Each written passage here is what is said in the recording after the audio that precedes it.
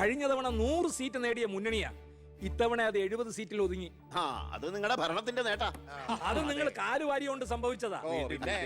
ഇങ്ങനെ പരസ്പരം പഴിയാരാതെ ഇനി എന്ത് വേണമെന്നാണ് ആലോചിക്കേണ്ടത്. എന്തൊക്കെ പറഞ്ഞാലും മുഖ്യമന്ത്രി രാജിവെക്കണം. രാജിവെക്കാൻ ഇവിടെ ആരും മുഖ്യമന്ത്രി ആയിട്ടില്ലടോ. നമുക്ക് ഇവിടെ ഭരിക്കാൻ പറ്റുമെന്ന് ഒരു തീരുമാനമായിട്ടില്ല. എന്തായാലും 69 സീറ്റ് വെച്ച് പ്രതിപക്ഷത്തിന് മന്ത്രിസഭ ഉണ്ടാക്കാൻ പറ്റില്ല. പക്ഷേ കൃഷ്ണകുമാർ നമ്മളോടൊപ്പം നിന്നാലേ നമുക്ക് ഭരിക്കാൻ പറ്റൂ. എന്നാലേ 71 തികയൂ. കൃഷ്ണകുമാർ അതിന് തയ്യാറാവോ? സീറ്റ് കൊടുക്കാത്തതിന്റെ ദേഷ്യം കാണില്ലേ? ഞാൻ ഇതിനെക്കുറിച്ച് അവനോടൊന്ന് സംസാരിച്ചു. അവൻ ഇങ്ങോട്ടൊന്ന് വരാമെന്ന് അർത്ഥസമ്മതം മൂളിയിട്ടുമുണ്ട്. മേനോൻ മത്സരിക്കണ്ട, മോൻ മത്സരിച്ചാ മതിയെന്ന് ഈ മേനോനോട് ഞാൻ 100 വട്ടം പറഞ്ഞതാ. താ കേട്ടില്ല? അതെന്റെ രാഷ്ട്രീയ തന്ത്രം. മകനെ നിർത്തിയിരുന്നെങ്കിൽ പ്രതിപക്ഷം പറയും മക്കൾ രാഷ്ട്രീയമെന്ന്. അച്ഛന്റെ പിൻബലമില്ലാതെ മക്കൾ സ്വയം വളരണം. അവനത് തെളിയിച്ചു. അതിനുവേണ്ടിയാ ഞാൻ എതിർത്തത്. വരണം വരണം വരണം.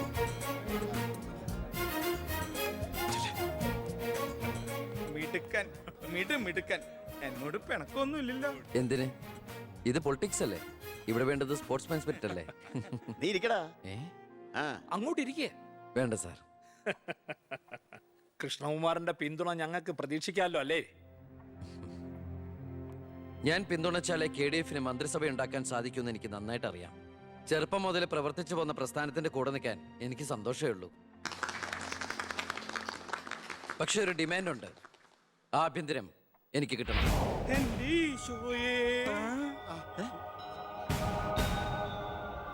ഞാൻ ആ കാര്യം പറയാനിരിക്കായിരുന്നു. Home minister ആകാനോ? അത് നടപ്പില്ല. മന്ത്രി ആകണമെങ്കിലേ വകുപ്പിനെ കുറിച്ച് അറിയണം, പ്രവൃത്തി വരികയോ വേണം. ആരതൊക്കെ പഠിച്ചിട്ട് ഇവിടെ മന്ത്രിയാണത്?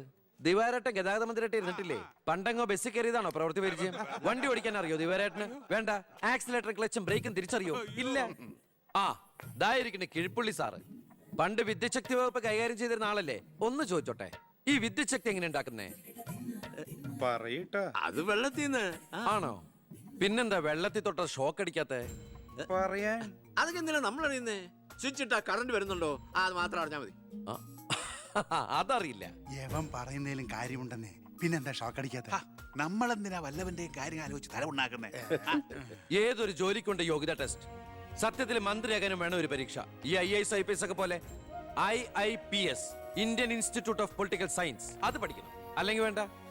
മിനിമം യോഗ്യത 10ാം ക്ലാസ് പാസ്സാവണമെന്ന് പറഞ്ഞാൽ ഇവിടെ ഇരിക്കുന്ന പലരും ഓടിപ്പോണ്ടി വരും. ഈ തെരഞ്ഞെടുപ്പ് എന്ന് പറയണത് തന്നെ ഒരു പരീക്ഷയാ. ആ പരീക്ഷ പാസ്സായവർക്ക് മാത്രമേ മന്ത്രിയാവാൻ പറ്റൂ. അതൊരു പരീക്ഷയല്ല സാറ്, പരീക്ഷണമാണ്. ഇവനെങ്കിലും ശരിയാവോ എന്നുള്ള ജനങ്ങളുടെ പരീക്ഷണം.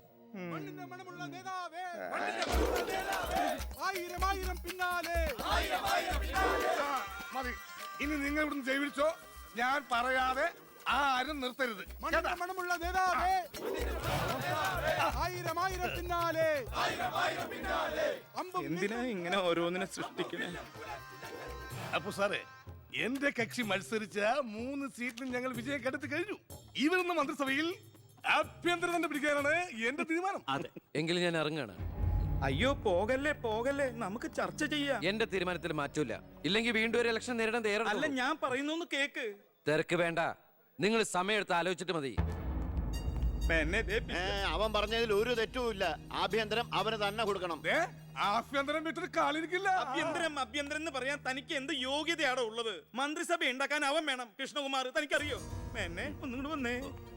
അവൻ പിണങ്ങി പോയതാണോ? കാര്യം കാണാൻ കഴുതക്കാരും പിടിക്കണം. ഞാൻ ആരുടെ കാല് പിടിക്കണം എന്നാ പറഞ്ഞേ? തന്റെ കാല് പിടിക്കണോ? തന്റെ മോന്റെ കാല് പിടിക്കണോ? ഞാൻ ആരുടെയും പിടിക്കാൻ തയ്യാറാ. ഒന്നുകൂടെ ആലോചിച്ചിട്ട് പോരെ പക്വതയില്ലാത്ത ഒരുത്തന്റെ കയ്യിൽ ആഭ്യന്തരം കൊടുക്കാൻ? അവന്റെ പിറകിൽ ഞാനില്ലടോ. അവനെ മുന്നിൽ നിർത്തി ഞാൻ ഭരിക്കും. ആരൊക്കെ എന്തൊക്കെ പറഞ്ഞാലും ആഭ്യന്തരം ഞാൻ വിട്ടു തരില്ല. തനിക്ക് കൈയിട്ട് വരാൻ പറ്റിയ ഒരു വകുപ്പ് തന്നാ പോരെ? തരാം. എങ്കിൽ വനം മതി. നമുക്ക് സാവധാനം വെളുപ്പിച്ചെടുക്കാം. അതിന് യോഗ്യതയിലൊന്നും മാത്രം ആരും പറയരുത്. കാരണം ഞാൻ കാടിന്റെ മകനാണ്. കൃഷ്ണകുമാറായ ഞാൻ നിയമം വഴി സ്ഥാപിതമായ ഭാരതത്തിന്റെ ഭരണഘടനയോട് ഒരു മന്ത്രി എന്ന നിലയിൽ എന്റെ കർത്തവ്യങ്ങൾ വിശ്വസ്തയോടെ മനസാക്ഷിയെ മുൻനിർത്തി നിർവഹിക്കുമെന്നും ബി കൃഷ്ണകുമാർ ആഭ്യന്തരമന്ത്രിയായി സത്യപ്രതിജ്ഞ ചെയ്ത് അധികാരമേറ്റു. ഗവർണർ നരേന്ദ്ര ഷെറാവത്ത് സത്യവാചകം ചൊല്ലിക്കൊടുത്തു. തൊമ്മൻചാക്കോ മന്ത്രിസഭയിലെ ഏറ്റവും പ്രായം കുറഞ്ഞ മന്ത്രിയാണ് ബി കൃഷ്ണകുമാർ.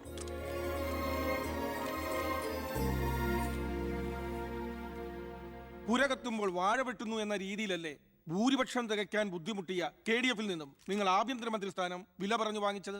എനിക്ക് കിട്ടിയ അവസരവും ഉപയോഗിച്ചു എന്നുള്ളത് ശരിയാണ്. അത് പക്ഷേ എന്റെയും കുടുംബത്തിന്റെയും സാമ്പത്തിക ഭദ്രത അരക്കെട്ട് ഉറപ്പിക്കാനോ അധികാര ദുർവിനിയോഗത്തിനോ അല്ല, മറിച്ച് എനിക്ക് കിട്ടിയ ഈ അധികാരം ജനനന്മയ്ക്കായി വിവേകത്തോടെ ഉപയോഗിക്കാനാണ്. അച്ഛനെതിരെ മത്സരിച്ചപ്പോഴുണ്ടായ മാനസികാവസ്ഥ? ഞാൻ അച്ഛനെതിരായിട്ടല്ല, അച്ഛന്റെ രാഷ്ട്രീയ നയങ്ങൾക്കെതിരെയാണ് മത്സരിച്ചത്.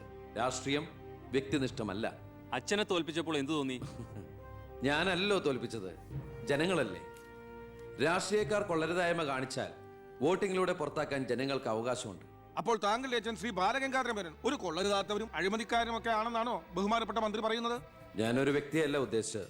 അച്ഛൻ കുറ്റവിമുക്തനാണെന്ന് തെളിയിക്കപ്പെട്ട താങ്കൾ ഈ മന്ത്രിസ്ഥാനം ഒഴിഞ്ഞ് അദ്ദേഹത്തിന് വീണ്ടും ഒരു അവസരം നൽകുമോ? അച്ഛൻ നിരപരാധിയാണെന്ന് തെളിഞ്ഞാൽ പാർട്ടി ആവശ്യപ്പെട്ടാൽ എന്റെ മന്ത്രി പദവിയും MLA സ്ഥാനവും ഉപേക്ഷിക്കാൻ ഞാൻ തയ്യാറാണ്. കുറച്ച് സമയം, ഒരുപാട് കാര്യങ്ങൾ. അപ്പോ നമുക്ക് വീണ്ടും കാണാം.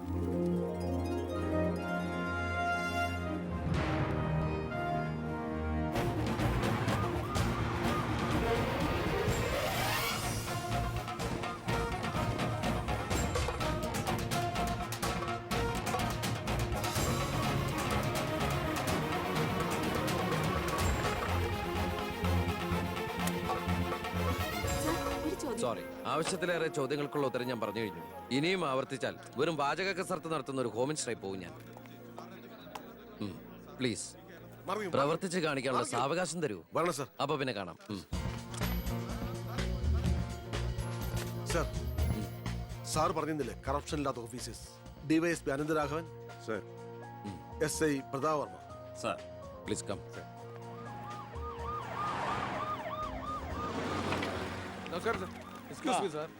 ഈ മന്ത്രിസഭ കാലാവധി പൂർത്തിയാക്കും. ക്യാബിനറ്റ് മീറ്റിംഗ് കഴിഞ്ഞിട്ട് പറയാം. 5 കൊല്ലം ഞാൻ ഇവിടെ ഉണ്ട്. മീറ്റിംഗ് കഴിഞ്ഞിട്ട് പറയാം. മീറ്റിംഗ് കഴിഞ്ഞിട്ട് പറയാന്ന് പറഞ്ഞില്ലേ? എന്റെ പേഴ്സണൽ പ്രൊട്ടക്ഷൻ വിങ് എന്ന പേരിൽ സാറും സാറിന്റെ ഗ്രൂപ്പും എന്നോടൊപ്പം ഉണ്ടാവണം സർ. അത് പക്ഷെ എന്നെ പ്രൊട്ടക്ട് ചെയ്യാൻ വേണ്ടിയിട്ടല്ല, ഈ നാടിനെ പ്രൊട്ടക്ട് ചെയ്യാൻ എനിക്ക് നിങ്ങൾ ആവശ്യമാണ്. എന്നെക്കാൾ ഉയർന്ന റാങ്കുള്ള എനിക്ക് കമ്മ്യൂണിക്കേറ്റ് ചെയ്യാൻ എളുപ്പം സാറുമായിട്ട്. പണ്ട് ലാത്തി ചാർജുകൾക്കിടയിൽ സാർ പലവട്ടം എന്നെ ലാത്തിയുമായിട്ട് പരിചയപ്പെട്ടിട്ടില്ലേ സാർ? അതല്ല സർ, പിന്നെന്താ സാർ? ഒരു റിക്വസ്റ്റ് ഉണ്ട്. യെസ്. സാർ ഇനി എന്നെ സാറേന്ന് വിളിക്കരുത്. ഒരു മന്ത്രിയായെന്ന് കരുതി പെട്ടെന്ന് അപ്പനെ കയറി അവസരപ്പെട്ടാന്ന് വിളിക്കാൻ പറ്റുമോ? ഞാൻ സാറേന്ന് വിളിച്ച് ശീലിച്ചു പോയി. നാവ് അങ്ങനെ വഴങ്ങും സാറേ. ഗുഡ് മോർണിംഗ് ആ, അയ്യർ സാർ. ഇവരുടെ പുതിയ പോസ്റ്റിംഗിന്റെ കാര്യം ഞാൻ DGയോട് ഇൻഫോം ചെയ്തിട്ടുണ്ട്. Please take necessary steps. Okay sir. Okay. Sure sir. Hello, ഞാൻ പൗത്രനാ. നിന്റെ സത്യപ്രതിജ്ഞ ഞാൻ TV-യിൽ കണ്ടു. ഒരു യുവാവ് ഹോം മിനിസ്റ്ററായിട്ട് നീ ശരിക്കും ഷൈൻ ചെയ്ത് കേട്ടോ. ആരുടെയെങ്കിലും മുമ്പിൽ ഷൈൻ ചെയ്യണമെന്ന ഉദ്ദേശത്തോടെയല്ല ഞാൻ മന്ത്രിയായത്. ആ പിന്നെ ഞാൻ നിന്റെ പെങ്ങടെ പേരിൽ ഒരു എസ്റ്റേറ്റ് വാങ്ങിയില്ലായിരുന്നോ? ഇവിടെ ഇപ്പൊ തേങ്ങയിടിയിൽ നടക്കുക. ഈ ഏരിയയിൽ കള്ളന്മാരുടെ ഭയങ്കര ശല്യമെന്നാണ് നാട്ടുകാർ പറയുന്നത്. നീ ഒരു 10-20 പോലീസുകാരെ ഇങ്ങോട്ട് ഏർപ്പാടാക്കണം. അവരെ നിക്കട്ടെന്ന് കാവലിന്. അളിയന്റെ തേങ്ങയ്ക്ക് പ്രൊട്ടക്ഷൻ തരാനുള്ളതല്ല കേരള പോലീസ്. അവർക്ക് വേറെ ജോലിയുണ്ട്. മിസ്റ്റർ പൗത്രന് വേറെന്തെങ്കിലും പറയാനുണ്ടോ?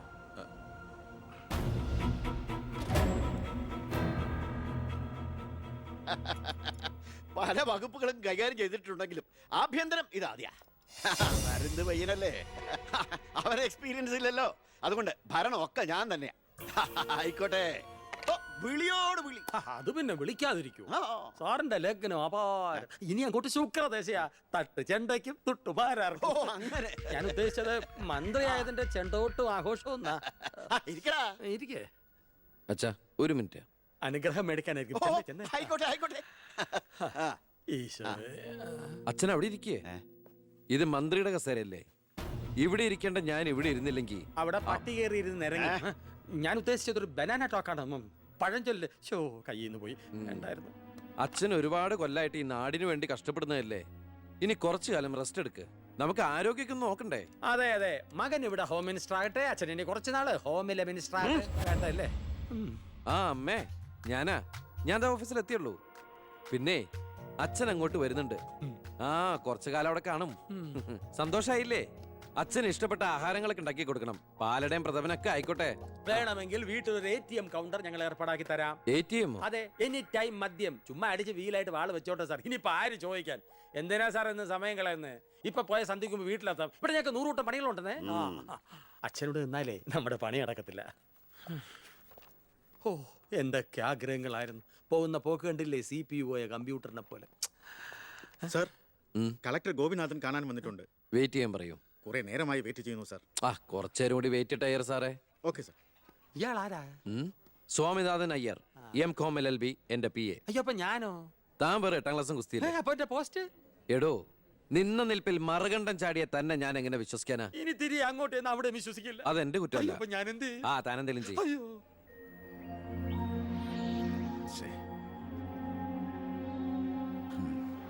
Hello mister Gopinath. ഹായ് താനെന്താണോ ഇവിടെ? Hey minister. Oh I am sorry. തന്റെ ബ്രദറിലോ ആണല്ലോ ഹോം മിനിസ്റ്റർ. എടോ, താൻ ഇവിടെ കളക്ടറായിട്ട് 3 വർഷം തയ്യാറായില്ലേ? ദൂരത്തേക്ക് ഒരു ട്രാൻസ്ഫർ വരും മുമ്പ് ഇവിടെ തന്നെ ട്രൈ ചെയ്തൂടെ ഹോം സെക്രട്ടറി ആയിട്ട്? സത്യത്തിൽ ഞാൻ അതിനുവേണ്ടി തന്നെ വന്നത്. പക്ഷെ അളിയനകത്ത് ഭയങ്കര തിരക്ക്. Anyway okay then best of luck. Thank you. കഷ്ടം. മണിക്കൂർ 2 ഞാൻ കാത്തു നിൽക്കുന്നേ. എന്തൊരു തിരക്കായിരുന്നളിയാ. കേറിയപ്പോ തന്നെ ഇങ്ങനെ അളിയെ ഫയലിലേ അളിയനും അച്ചമ്മയ്ക്കും വീട്ടില്. ഇത് ഹോം മിനിസ്റ്ററുടെ ഓഫീസാണ്. Call me sir. അങ്ങനെ വിളിക്കണമെന്ന് ഞാൻ പറയില്ല. സർ. എന്തായാലും വിളിച്ചു പോയില്ലേ, ശീലായിക്കോട്ടെ. കണ്ടിന്യൂ ചെയ്തോളൂ. Anything official? No sir. Official meeting with the collector scheduled at tomorrow 10:30 AM. Okay. So see you tomorrow. Sir. സാറിന്റെ അമ്മായച്ചനല്ല ഇപ്പൊ മന്ത്രി, അളിയനാ. ആള് സ്ട്രെയിറ്റാ, വെളച്ചിലൊന്നും നടക്കുകയല്ല. എനിക്കിട്ടും കിട്ടി തട്ട്. വിട്ടോ എന്തൊരു സ്ട്രിക്റ്റ്.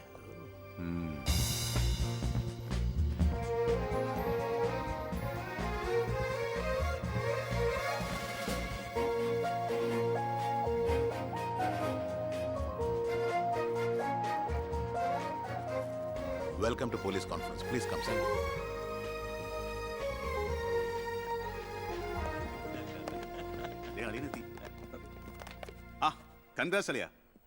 മിസ്റ്റർ DGP, നിങ്ങളുടെ പോലീസ് ഓഫീസേഴ്സ് ഹോം മിനിസ്റ്ററെ കാണുമ്പോൾ എങ്ങനെയാണ് ബിഹേവ് ചെയ്യുന്നത്? Mr. Harshan, don't you know as per protocol you have to salute your superiors? Salute the Home Minister. Sir. That's it. Keep it up.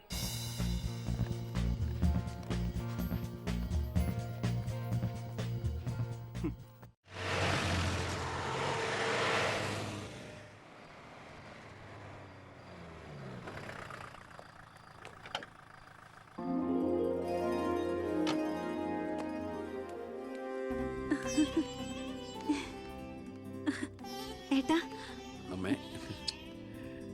എന്താടി? വാ മോനെ.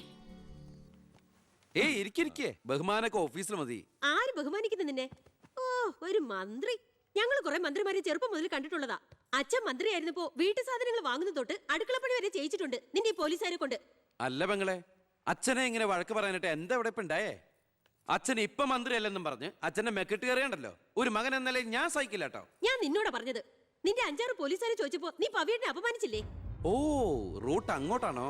എന്നാ നീ ഒന്നോർത്തോ, തുമ്മിയ തെറിക്കുന്ന മൂക്ക നിന്റെ ഈ മന്ത്രിക്കുപ്പായം. പക്ഷെ പവിയേട്ടൻ എന്നും കാണും ഈ IPS പദവി. എന്റെ പെങ്ങളെ, ഏത് കൊമ്പത്ത് IPS കാരനായാലും ഒരു മന്ത്രിയെ കണ്ട ഇങ്ങനെ നിക്കണം. അതാണ് കുഴപ്പം. സംശയം ഉണ്ടെങ്കിൽ ASP എളിയനോട് ചോദിച്ചോക്ക്. എന്റെ പവിയളിയാ, പെങ്ങൾക്ക് ഈയിടെയായിട്ട് പൊതുവിജ്ഞാനം വളരെ വളരെ കുറവായിട്ട് വന്നോ? ആ, എവിടെയായിരുന്നു? ഞാൻ നിന്നോട് 2 ചോദിക്കണമെന്ന് വിചാരിച്ചിരിക്കായിരുന്നു. എന്റെ ഭർത്താവ് നിന്നെ സാറേന്ന് വിളിക്കണം അല്ലേടാ? അയ്യയ്യേ, എന്താ അളിയന്മാരൊക്കെ ഇങ്ങനെ കൊച്ചു കുട്ടികളെ പോലെ ചീപ്പാവണേ? ഇതൊക്കെ വീട്ടിൽ വന്ന് ഭാര്യമാരോട് പറഞ്ഞ അതിന്റെ മോശം നിങ്ങൾക്കല്ലേ അളിയന്മാരെ? എന്താ ASP എളിയാ? ഞാനൊന്നും പറഞ്ഞിട്ടില്ല. അശ്ശോ, ഇപ്പൊ തന്നെ ഇവിടെ എല്ലാരും മനസ്സിലാക്കില്ല അവിടെയും എന്തൊരു കഥയുണ്ടെന്ന്. അല്ല, എന്റെ പെങ്ങന്മാരാണോ അളിയന്മാരാണോ ഇവിടെ പെണ്ണുങ്ങള്?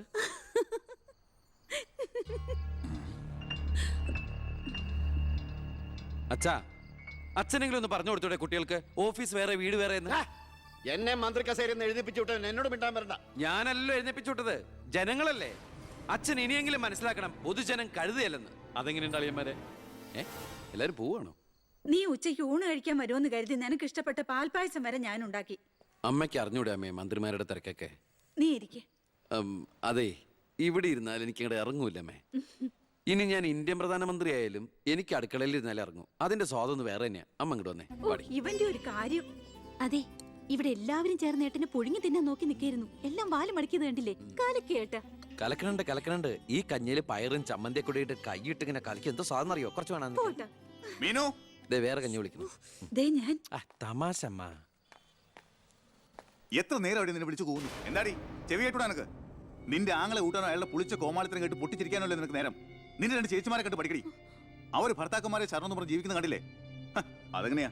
കണ്ണി കണ്ടവരോടൊപ്പം കറങ്ങി നടന്നൊരു വിഴുപ്പിനല്ലേ എന്റെ അല്ലേ കെട്ടിവെച്ചത്? അനാവശ്യം പറഞ്ഞാണ്ടല്ലോ. കുന്നുകളെ ഞാൻ അറിയില്ല നിനക്കെന്നെ. എന്റെ മനസ്സ് ആരെങ്കിലും വേദനിപ്പിച്ചാ അത് ഞാൻ നിന്നോട് തീർക്കും. അളിയ ഒരു മിനിറ്റ് ഒന്നുകൂടെ വന്നേ. ഞാനെന്തോ പറയണോന്ന് വിചാരിച്ചല്ലോ. കഞ്ഞി കുടിച്ചോണ്ടിരിക്കും. എനിക്കെന്തേലും ദേഷ്യം തോന്നിയാ വിഷമം തോന്നിയാ ഞാനത് നേരിട്ട് തീർക്കും. മേലാൽ ഇത് ആവർത്തിക്കരുത്. എന്താണ് അവിടെ ഒരു ശബ്ദം കേട്ടത്? വിഷു ഒക്കെ ആവാറായില്ല അമ്മ. ഞങ്ങൾ വെറുതെ പടക്കം പൊട്ടിച്ചളിച്ചാ. ഗുഡ് നൈറ്റ് അളിയ. അമ്മ ചെന്ന് കഞ്ഞി കുടിക്കേ.